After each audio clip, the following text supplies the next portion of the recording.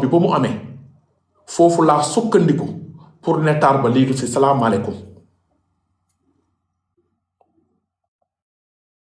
Nabou Leye dégg nañ ne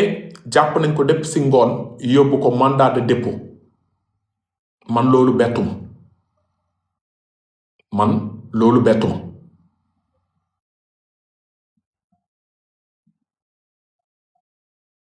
xam nga lan moo tax ma ne ñu jàpp Nabou Leye yóbbu ko mandat de dépôt bettuma mooy ba enquête bi ubbee dafa am ñu convoqué muy yaay Aziz Dabala convoqué ay xaritu Aziz Dabala ba ci ay frère Aziz Dabala Nabou Leye ñu convoqué ko mu ñibbi ñu convoqué waat ko mu ñibbi parce que boobu ñu ngi koy bàyyi xel pour mën a am ñu jàpp ñeneen parce que lu mu dee dinañ ko bàyyi xel ci côté communication xool ñan lay communiquer ba mu ñëwaatee beneen yoon bi dañ ko def garde à vue ma ne leen division des investigations criminelles di DIC nekkul police Yëmbal wala police Thiaroye ñooñu dañoo jàng xam luy enquête ñooñu jànguñu siffler di arrêté ay oto ki ay scooter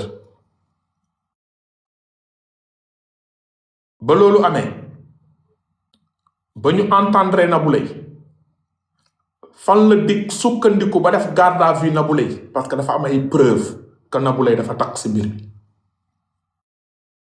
DIC bu amuloon preuve que Nabou Leye dafa takk si mbir mi DIC eenalul Nabou Leye benn peeru eenal bi rek ñëw ne ko kaay fii ngay fanaan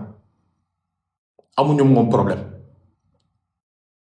nu ñu mën a woowee yaay Aziz Dabala déglu ko si mbir mi ne ko ñibbil ñu woo frère Aziz Dabala ne ko ñibbil woo ay xaritu Aziz Dabala ne leen ñibbi leen Nabou Leye mu ñëw ñu ne ko garde à vue fii ngay def c'est parce que am na lu ñu gis si mbir mi loo xam ne xamoo ko man xaw ma ko mais DIC eenalul Nabou Leye pour fanaan loo ko foofu déedéet moo tax man la woon depuis au début Nabou Leye mbir mi caaye la si parce que bu ngeen fàttali ko frère Aziz Dabala bi invité naa ko sama live jamono jooju nan la sénégalais xamee ne Aziz Dabala dañ ko rey ci Nabou Leye lañ ko xamee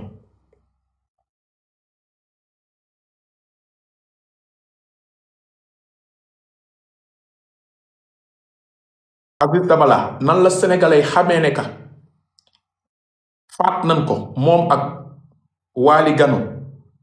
ci Nabou Leye lañ ko xamee parce que Nabou Leye dafa patiné dafa tiit Nabou Leye ak Aziz Dabala ay xarit lañu woon doomu ndey kol crési Aziz Dabala jëloon caabi këram jël benn caabi bi jox Nabou Leye di tëj di tijji frère Aziz Dabala musul xam sax fu Aziz Dabala dëkk mais Nabou Leye ba mu ñëwee yëg ne Aziz Dabala dee na bu ngeen déggee ci biir wax bi dañoo ne Aziz Dabala dañ ko muur dara man muur dara boobu mën naa ne jàpp Nabou Leye ko muur parce que dem na ba ci biir sax yërëm ko jëf ju ñaaw ñu ko def parce que raykatu nit du ñëw jam la ray la ba pare di am jot di jël ay dara di la muur mais yéen ñëpp dégg ngeen ñu ne police ba mu dajjee bunt bi danoo fekk Aziz Dabala dañ ko muur boobu mën naa jàpp ne Nabou Leye moo am yërmande tiit en tant que jigéen ñëw sànni ko dara parce que góor yàlla bu jël paaka am intention rey bu la jamatee daggati la te nee nañu reyu Aziz Dabala bi jamuñu ko benn paaka ay paakaaki paaka lañ ko daggati ku la ñëw butti la jam la ay paaka kooku amul jot jël ay dara ñëw di la muur amul temps bi Nabou Leye bi nga xam ne da doon déggante ak Aziz Dabala 24 heures sur 24 par téléphone Nabou Leye bi yoroon caabi appartement wu Aziz Dabala Nabou Leye mënuloon toog 2 jours xamul fu Aziz Dabala nekk parce que ay doomu day kol crise lañ mais frère Aziz Dabala mënoon na toog 1 mois du déggante ak Aziz Dabala parce que Aziz dëkkatul ci kër gi dafa loué ci appartement te ba mu loué appartement frère bi ba léegi xamul fan la Aziz dëkk parce que Aziz ñoom Nabou la sekkaloon di dem ay soirée ay concert ay yeneen ak yeneen Nabou Leye toog benn fan gisul doomu ndey kol crise lu tax yëkkatiwul téléphone ne ko fii foo nekk bu ko jotul mu dem ba ca kër ga ubbi xool mais gis ngeen Nabou Leye fu mu jaari Aïda la woo Aïda di sëru Aziz Dabala boobu mu ngi commencé tëgg théâtre bi parce que boobu jigéen la jommi na lu ñuy def nañ ko ba pare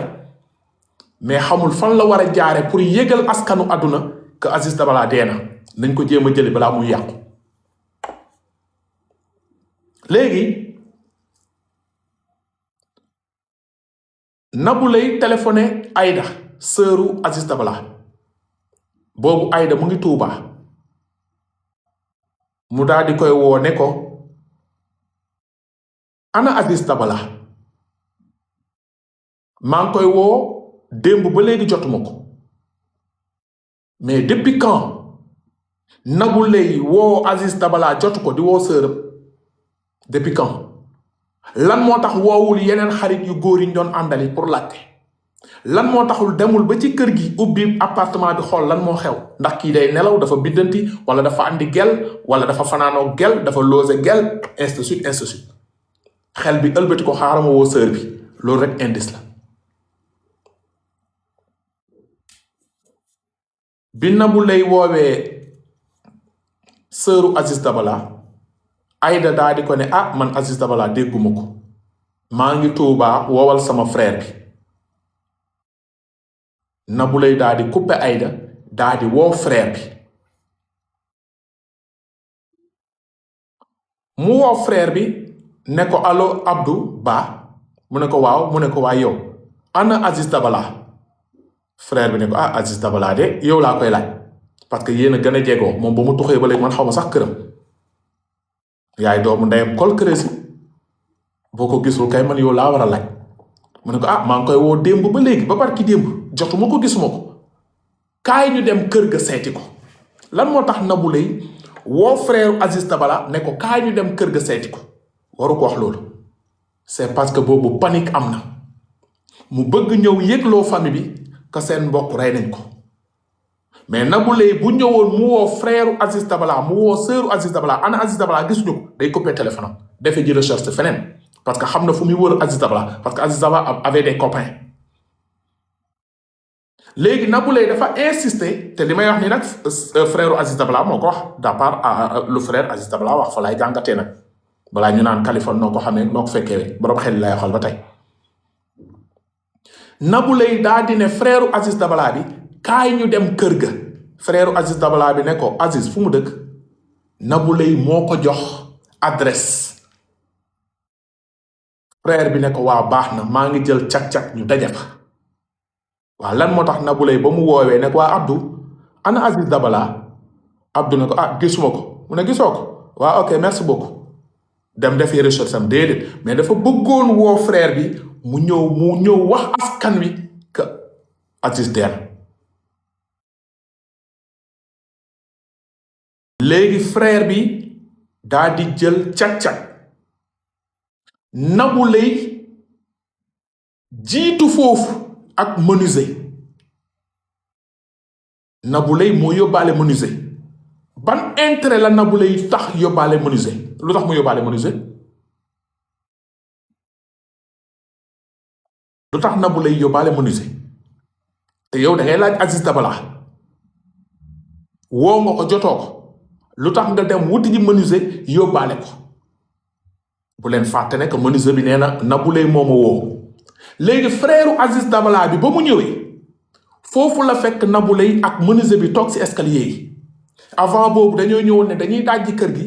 borom kër gi ne leen kër gi kenn du ko dajji fii ak famille Aziz Dabala ñëwul ñu ñëw ñu toog ci escalier yi ba ñu toogee ci escalier yi frère Aziz Dabala daal di ñëw Nabou Leye bi nga xam ne moo miin appartement bi pour man bu ñëwee moom moo waroon a jiitu ubbi appartement bi wala ñu dajji gaa yi dugg mu won ko néeg saal ak yi mais boobu Nabou Leye tëgg na théâtre gaa yi ñëw ñu dajji bunt bi ba ñu dajjee bunt bi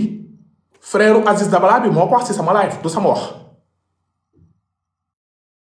Nabou Leye ne ko demal xool ci néeg bi lan moo tax Nabou Leye ne ko demal xool ci néeg bi lan moo tax Nabou Leye àndut ak moom te balaa boobu dañoo dajji bunt bi rek gis deret maa ngi fàtte loolu bu ngeen fàttale ko li may wax nii frère Aziz Dabala bi moo ko expliqué balaa nga naan Kaliphone yow loolu noo ko xamee frère Aziz Dabala bii demoon moo ne ba ñu eggee ñu dañoo dajji rek gis deret ba ñu gisee deret frère bi daw wàcc escalier yi Nabou Leye taxaw ma yaakaar ne nag contraire bi la waroon doon jigéen ak góor ànd ñu ubbi buntu yaa ngi naan yaa ngi wër Aziz Dabala woo nga ko 2 jours ca toog boo ubbi woon buntu gis deret rek ambulance moo waroon jël si jour boobu Nabou Leye foofu ndax crise cardiaque mun na la rey dafa waroon a tiit parce que dafa inquiété wu ne xaritam dafa réer mu ngi wër xaritam mu ñëw ci appartement bi ñu dajji appartement bi mu ñëw mu gis deret Nabou Leye boobu dañu waroon a fekk kanam bi yépp taq deret dafa waroon toog yuuxu woy sama ndey ñàq naa woy Aziz rey na wala rey nañ ko jooy saw tubéy bi dëkkandoo yi lu xew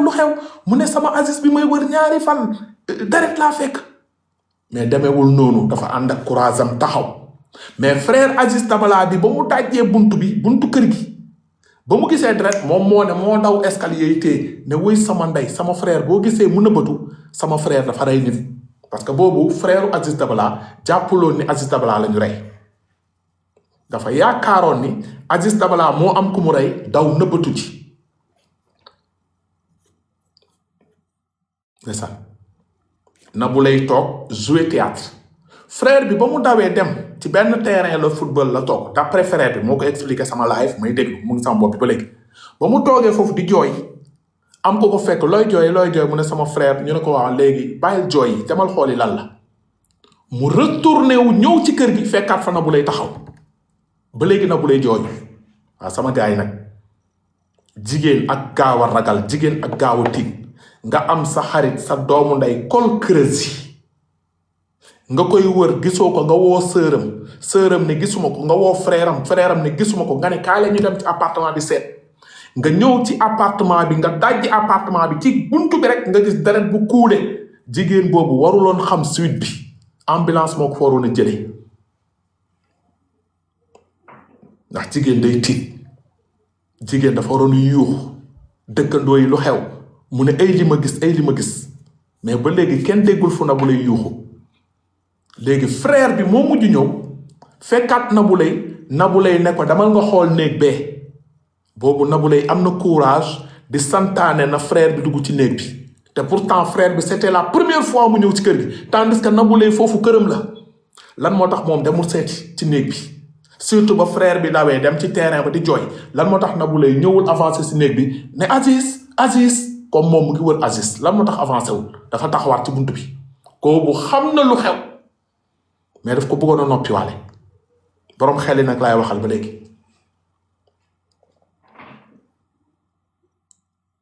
frère Aziz Dabala bi taxaw Nabou Leye ne ko dugal ci néeg bi frère bi dugg ci néeg bi gisul dara frère bee ko wax nag encore li may expliqué nii frère bee ko wax de moo ko wax sama live moo ko wax ma dégg frère bi mu ne ma dugg sama néegu frère Aziz Dabala gisuma dara Nabou Leye taxaw fi mu taxaw ne ko xoolal si salle de bain bi lan moo tax ba mu duggee ci néeg bi gisul dara Nabou Leye jox ko réflexe xoolal ci salle de bain bi c'est parce que boobu Nabou Leye xam na lu xew ci biir kër gi ba xam le petit la gano si salle de bain bi lañ ko roof boobu Nabou Leye xam na si lu leer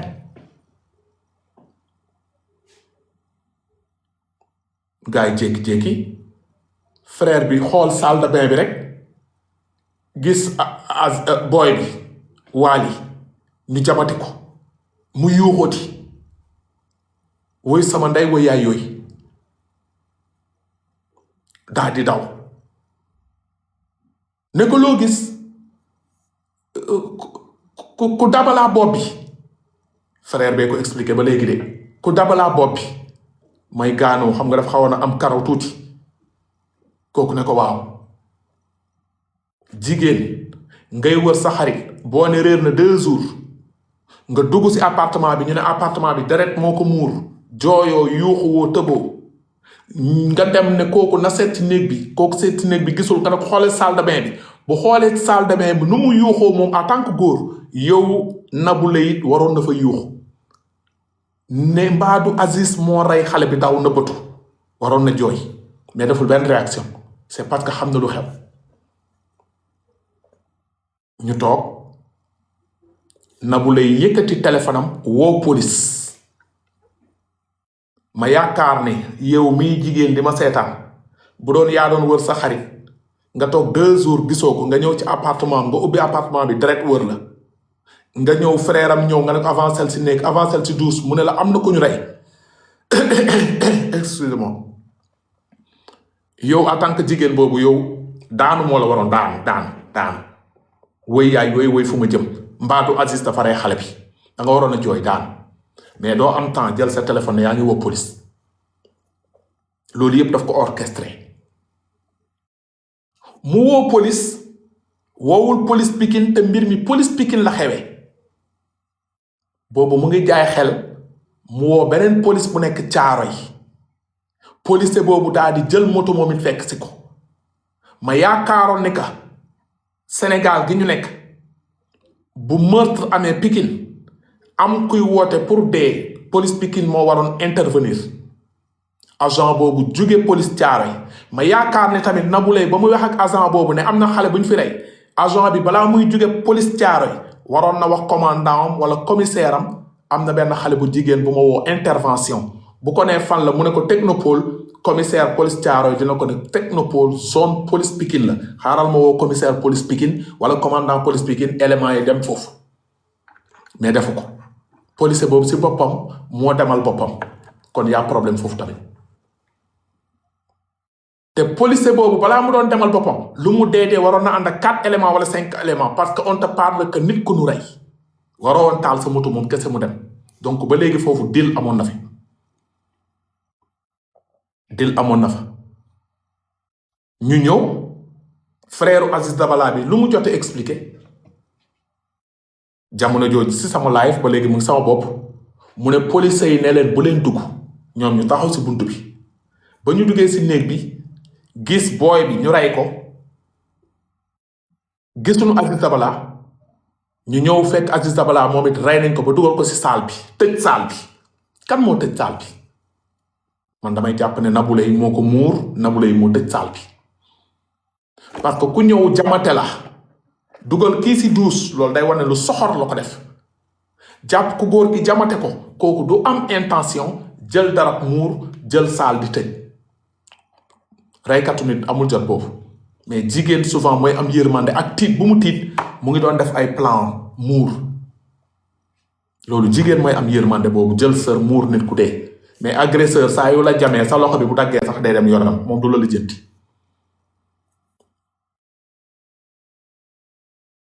frère Aziz Dabala bi daal di ne police yi ne buñ dugg ñu dajji buntu bi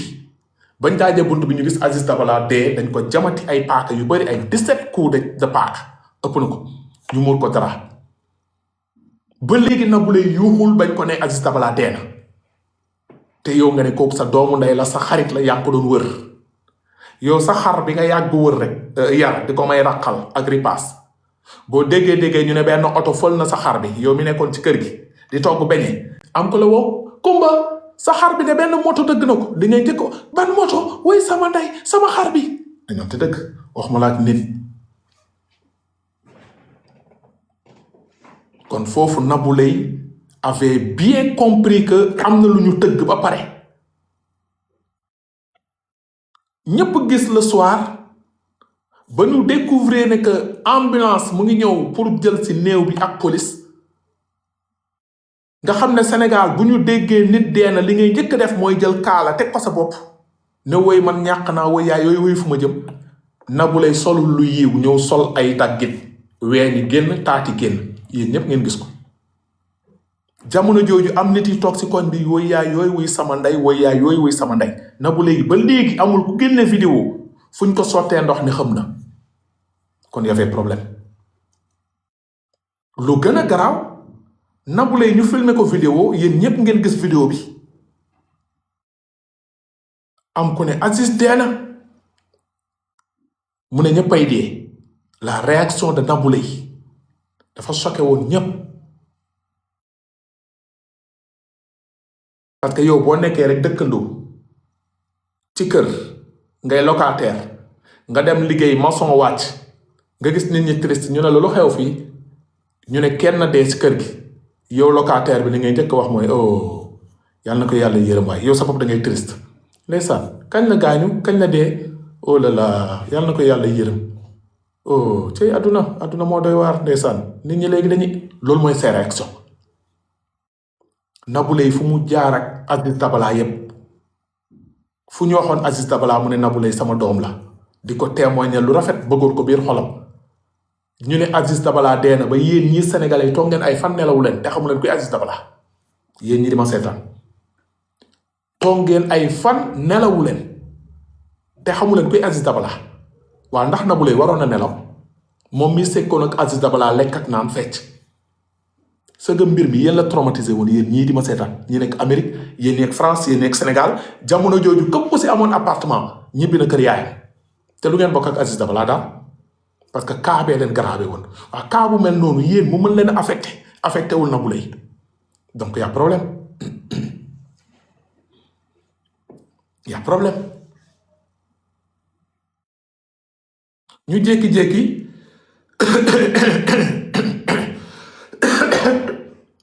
excusez-moi gars yi police def enquête am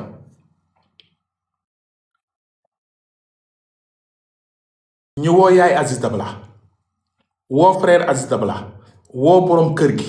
woo ñi ñu jàpp ne ñépp piste dinañ ko am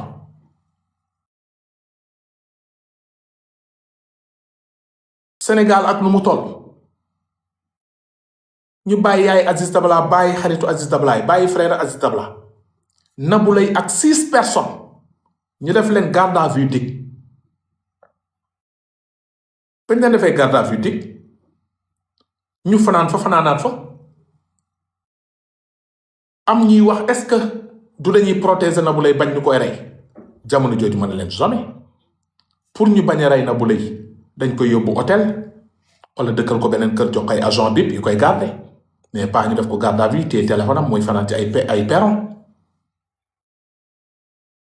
ba lu ñu dégg dugal nañu noonu Nabou Leye ci fourgonnette police yóbbu leen tribunal bu Pikine kan lañ koy jox procureur buñ leen di jëlee police dig di leen yóbbu tribunal bu Pikine Nabou Leye ak 6 personnes yépp ku si nekk da ngay ànd ak sa PV mooy benn këyit boo xamante ni procureur bu demee si loolu lay liir pour xam fee yi gannaaw bi ñu defee enquête police dañuy wow procureur jébbal ko li ñu jot a enquête gars yi dinañ ko wax par téléphone procureur leen di sant seen bopp jàpp leen kii na fa fanaan tee leen ko ngeen andil ma ko léegi bu ñu jëlee ñooñu di yóbbul procureur dañuy àndaale ak seeni dossier mooy seeni ay PV yi mooy liñ leen doon laaj ñuy tontu ñu leen laaj ñuy tontu ba pare ñu signé ne yii yaa ko wax que ne quoi maa ko wax loolu dañ koy tënk benn bi ñu bàyyi ko police benn bi ñu yóbbul procureur bu ñëwee si loolu lay sukkandiku liir procureur ñëw am ñu mu entendre jeexul mu def leen retour de parquet le lendemain mu ñëwaat mu jàkkaarloog Nabou Leye lire procès verbal bi mais procureur jàng na bu xamoon ne jamono jooju gisuñu trafatal ay ni si lu ñu war a mën a toppee Nabou Leye procureur day ñëw ne Nabou Leye ñibbil mais procureur dafa lire te dina déglu Nabou Leye même bu dee 5 minutes procureur ne Nabou Leye mandat de dépôt mais dig mënul juum procureur juum parce que procureur dina laaj dig si lan ngeen sukkandiku pour téye Nabou Leye ba andil ma ko dig dina ne monsieur le procureur bañ defee investigation yi bañ defee réquisition Sonatel Nabou Leye bind na message bi wala wax na lii wala au moment des faits téléphone Nabou Leye mu ngi doon boor boobu patati patata dig da koy wax procureur gars yi jël Nabou Leye yóbbu nit ñi di toog justice Aziz Dabala ñu toog benn moment rek ñu dégg ci weewu nag ne Nabou Leye am na ay avocats yu jóg di ko défendre Sénégal neex na on vous parle de benn nit bu bokk ci association ñu rey nit rey ñu ñaaw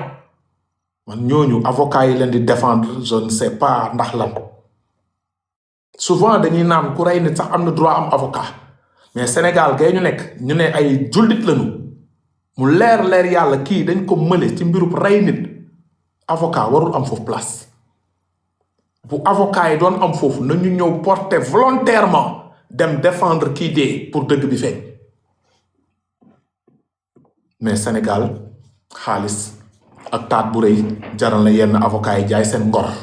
mais fu Sénégalais yi tolloon pour dossier bi leer avocat bu ñu impliqué woon ñëwal nga défendre ñii avocat boobu dafa war a taxaw ne vraiment jullit laa c'est vrai prête na serment mais dossier bi mënuma si défendre nit ki nañ ma ko baal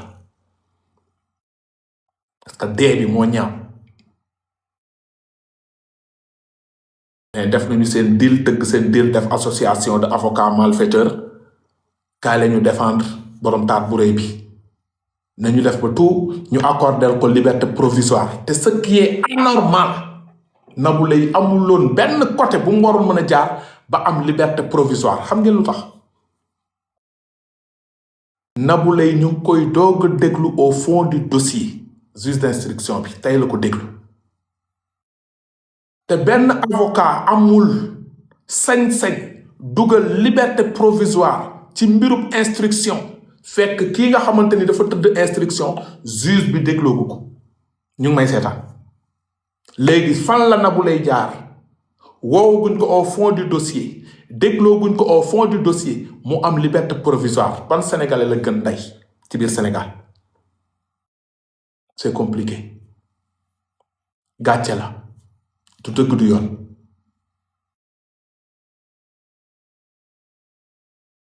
moo tax yàlla na yàlla yërëm avocat bu gaay famille bi njëkkoon a am waxoon na lu mel nii ci émission ñoom Ahmed Aïdara nee na moom en tant que ku jàng droit def droit ci fanweeri at ak lu teg def métier avocat c'est la première fois ci histoire justice bu Sénégal ñu yóbbu nit instruction nit ki déglooguñ ko au fond du dossier nit kooku ñëw ñu jox ko liberté provisoire musul am si loolu laa sukkandiku it wax leen ko wax dëgg fa yàlla pour leeralal ko pour ñi ko déglu toon yàlla na yàlla yërëm avocat bu njëkk ba génn naa toon ñu toogaat ba suñu borom dogal fan yi dossier bi yëngatuwaat ba dossier bi yëngatuwaatee ñëpp dégg disconnected keroog ñu ne Nabou Leye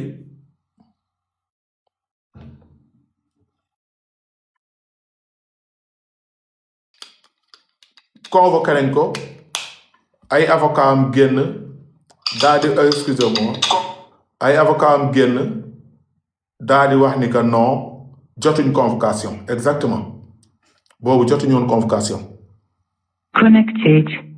jotuñ convocation exactement merci beaucoup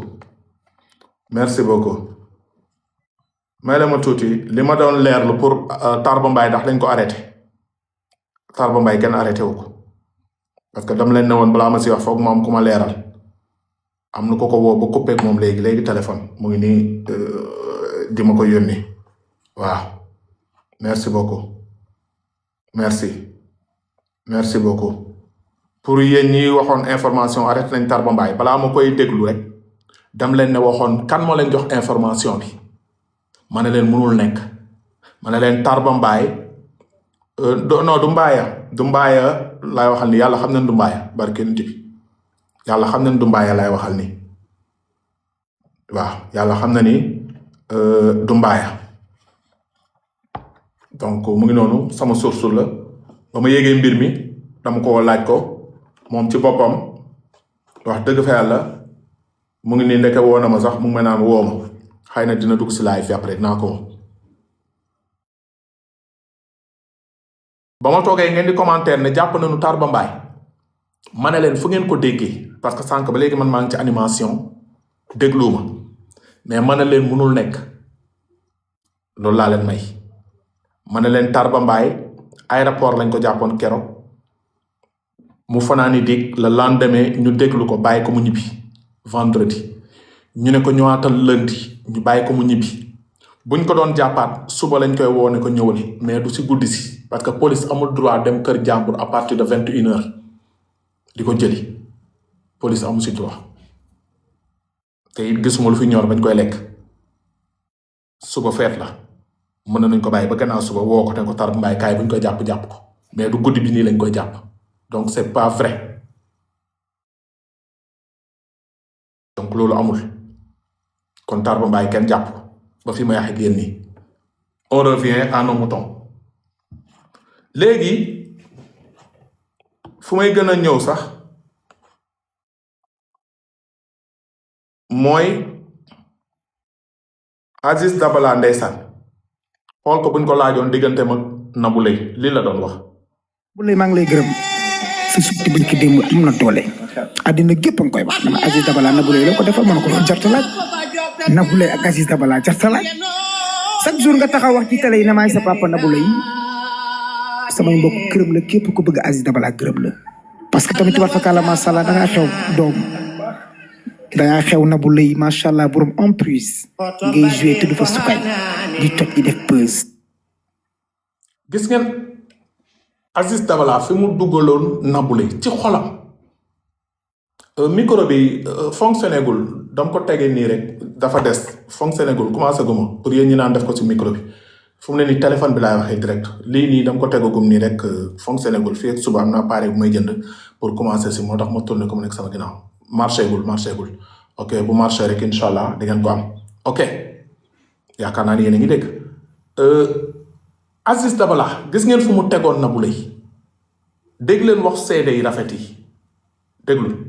Nabou Leye maa ngi lay gërëm sa sorti barki démb am na doole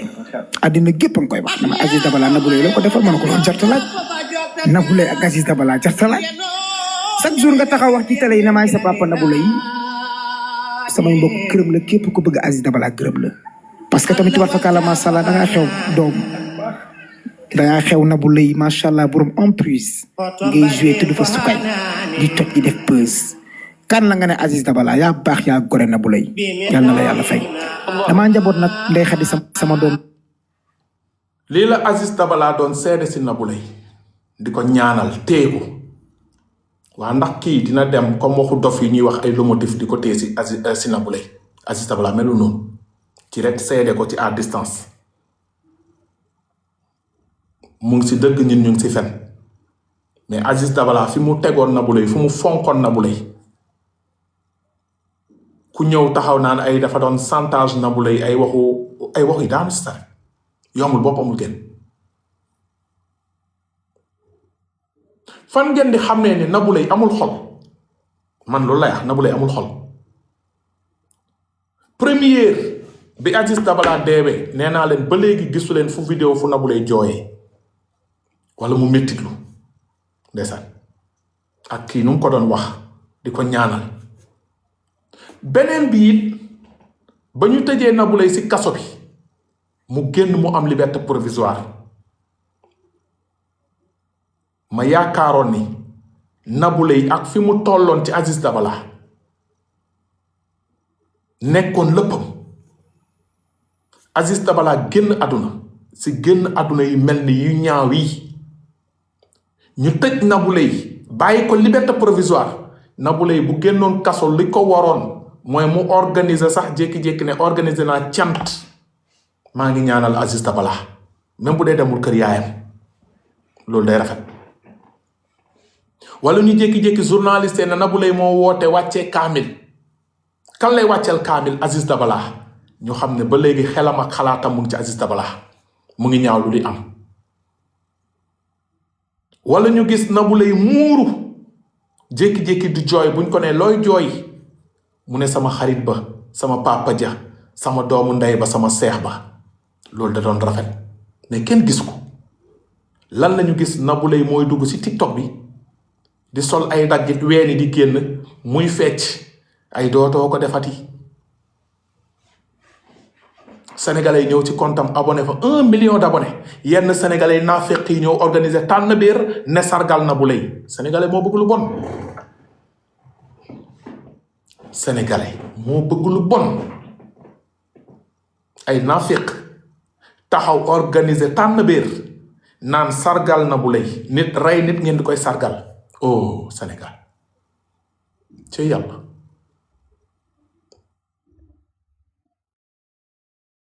amul geste boo xamante ni geste doomu aadama bu am xol bu rafet la Nabou Leye def na ko ba Aziz Dabala génne àdduna amul benn geste jullit bu Nabou Leye def jëmee ko si Aziz Dabala bi Aziz Dabala génne àdduna amul kenn du génne vidéo yi li waroon benn jour xam na Aziz Dabala ban armeel la nekk na wut ñett nit ko gunge mu dem ba ci armeel bi mu ñaanal Aziz Dabala ne ko yàlla na yàlla leeral sama doomu ndey nga lu ñaaw lii ñu may tuumaal bu fekkee maa ko def yàlla naa la fekk si fekk une semaine mais defu ko xalaatu ko ñu koy gis muy dugg si TikTok bi di téye ay xaj naan lay di kookali dugg si TikTok bi buy live ku wax sax Aziz Dabala mu bloqué la cey àdduna te xoolal fii Aziz Dabala ma ne la xoolal fii kii ndax mérité na loolu lii kii. bu lay maa ngi lay gërëm. kii sa sulti barki démb am na doole. àddina gépp a ngi koy wax dama Aziz Dabala Nabou Leye la ko defal ma ne ko loolu jarta laaj. Nabou Leye ak Aziz Dabala jarta laaj. chaque jour nga taxaw wax ci télé yi ne maay sa papa Nabou Leye samay mbokk gërëm la képp ku bëgg Aziz Dabala gërëm la. parce que tamit war fa kàlla macha allah da ngaa xew doom. da ngaa xew Nabou Leye macha allah borom en plus ngay joué te du fa sukay di toj di def buzz. boo gisee Aziz Dabala buy wax xol lay waxee yéene lay waxee Nabou Leye génn kaso gis yaay Aziz Dabala nekk en tristesse gis famille Aziz Dabala nekk en tristesse sénégalais di naan deewu Aziz Dabala bi dafa war a leer Nabou Leye moo waroon njëkk nekk première personne bu porté woon combat ne deewu Aziz Dabala na leer. Nabou Leye moo waroon jiitu ci combat bi bañ ko tëjee ba mu génn am liberté provisoire lañu waroon dégg benn audio fuité mu koy audio nit ne kumba sénégalais di ñu ngi may tuumaal mbirum Aziz Dabala waaye incha allahu rabbi dinaa wut sëriñ wut ñaankat mbirum Aziz Dabala bi ku si takk yàlla na la yàlla weer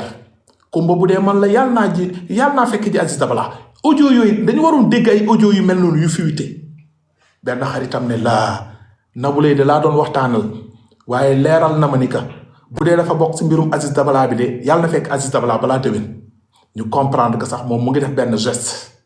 mais jéemu ko yii da la doon def yii da la doon def yii toog si TikTok bi di fecc di bége yenn naa fekk yi dugg foofu naan Nabou Leye sël ñii la tuumaal yépp seen nangamtaan ndey léegi lu ngeen di wax waa koñ bi lan ngeen di wax waa koñ bi yéen ñii demoon abonné ci moom ngeen bàyyi bàmmeelu Aziz Dabala bi abonné wuloon ci Aziz Dabala ngeen ñëw ba si compte Nabou Leye nekk fa 1 million d'abonnés ay sénégalais qui êtes-vous yéen a fi toogoon jooy ba wat yéen a nekkaat ay naaféq yu fompaat seen rongo ñi dem fekk fële Nabou Leye naan ko Nabou Leye on est fier de toi on t'aime on te soutient lu dul dëgg du yàgg xamoon nañ ne doo si Papa Ndiaye yéen du ngeen ay nit ndeysaan du ngeen ay nit te fii ngeen toogoon Aziz Dabala rey nañ ko Nabou Leye dëmm bi Nabou Leye ko jàpplu Nabou Leye ko lekklu Nabou Leye jinne bi ngeen dégg bàyyi nañ Nabou Leye yéen ñëpp ngeen dem ranger ju ñëw si Nabou Leye maa fii maa popet maa coquette maa moccet maa soppet yéen a ñàkk jom caga su sew si yépp nekk foofu nag Nabou Leye ma fierté Nabou Leye yow dag ma neex i waay borom emprise yéen a ñàkk jom léegi mbaa dem ngeen désabonné wu ji nànk rek dem ngeen désabonné wu ci du ngeen ay nit lu ñëw bokk ngeen si lu ñëw ànd ngeen si nit day ànd ak di xalaat xel moo tax sunu borom jox leen ko joxu ko béy yeeg xar yeeg mala yi nit la ko jox del xalaat Nabou Leye di sol ay yu sexy bu toogee tuunam li di génn yenn yambari di ba waaw Nabou Leye gi noonu de aka baax tuun kay aka mool yambari caga su sew si moom it mu gis yéen a ngi tapoté bu dugalee vidéo moom 1 milliard de m ak 10 millions de commentaires waaw nabu rek nabu sal ndax tuun bu rëy bu mu leen doon won bi sol baax génnee dënn bi juutu naan sama xaj yi bobi juutu waale ngeen toog foofu di tapoté yéen a bëgg lu bon ndeysaan léegi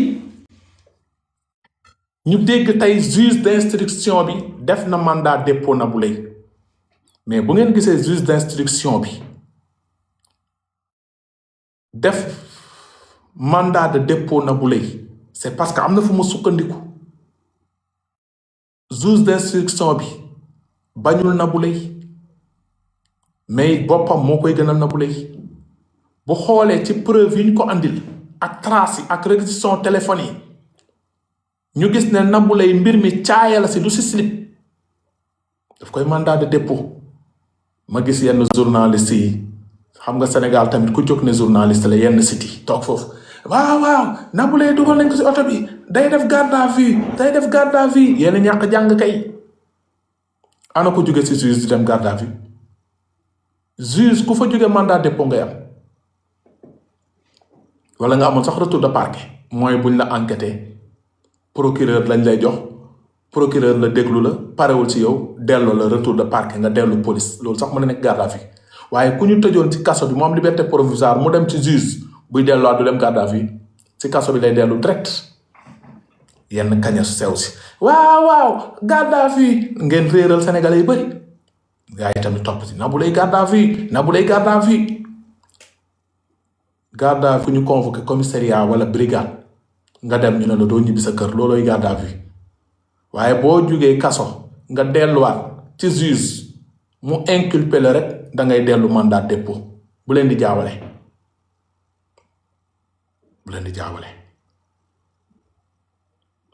police ak gendarmerie ñoom dañ lay def garde à vue bu ñu la defee garde à vue si lañ lay yóbbul procureur bu ñu la yóbbulee procureur mën na la def mandat dépôt waaye mën nga dem tamit procureur nga am retour de parquet léegi boo amee retour de parquet du commissariat bi la defoon garde à vue ngay dellu maanaam Pikine ak Thiaroye déedéet mën nga delluwaat commissariat central bu Dakar wala institut da leen di siy boole loolu da leen di gestu ngeen bañ di réeral nit ñi léegi balaa boobu yëpp tey avocat bi nga xamante ni ndeysaan ñu déglu fii tuuti Aziz Dabala lu mu doon wax. Aziz Dabala ñëwoon na ginnaaw rek te xam nga dama ñëwee dox guddi. mu woo ba téléphone bàyyil dox guddi man ni muy seeni famille bu mag a mag laa bokk. mais daa mel ni man rek la sama yaay jur.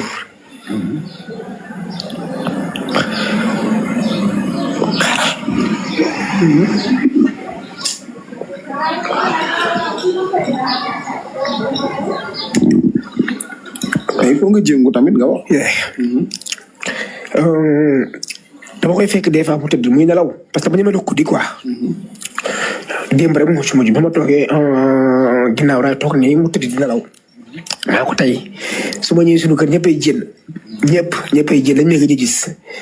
maa ko tey nag def bruit pour mu yeewu mu jékki-jékki du ma ko yow yaay tëdd nga tëdd mënuma heure bi laay tëdd ñëw nga gis naa dégg naa Cheikh Saad li mu la wax ci rajo bi ak Alima Ndione. fu mu tuddee woon yaayam jooy ndax jege bu mu jege woon yaayam boo ko xoon looy sonn tey mu ne damay sonn pour dugal sama yaay ci kër moo tax ñuy remercier waat sénégalais yépp jamono jooju dugaloon dërëm fukki dërëm ñaar dërëm ba mën a accomplir li nga xam ne mooy yéene bi Aziz Dabala amoon ci yaayam ba gis ngeen tabax nañu kër ba dugg nañu foofu ñi si dugaloon seen dërëm ak seen ñaar dërëm yépp jërë ngeen jëf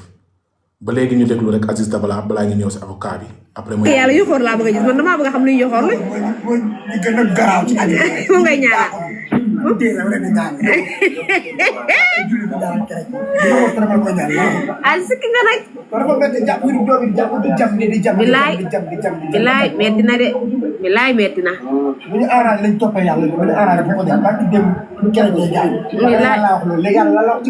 bilaay du ma ko def bilaay bilaay yàlla yoxoor laa bëgg a gis man damaa bëgg a xam luy yoxoor luy mooy li gën a garaaw ci àddina moom ngay ñaanal dee la wala di ñaan julli bi daal kere dina ko dama ko ñaan ay sikki nga nag dafa metti jàpp wi doomi jàpp di jam di jam bilaay di jam bilaay metti na de bilaay metti na bu ñu arrangé lañ toppee yàlla bu ñu arrangé bu ko def barki dem kere jee jaay bilaay la wax loolu léegi yàlla la wax ci de bilaay bii moom arrangé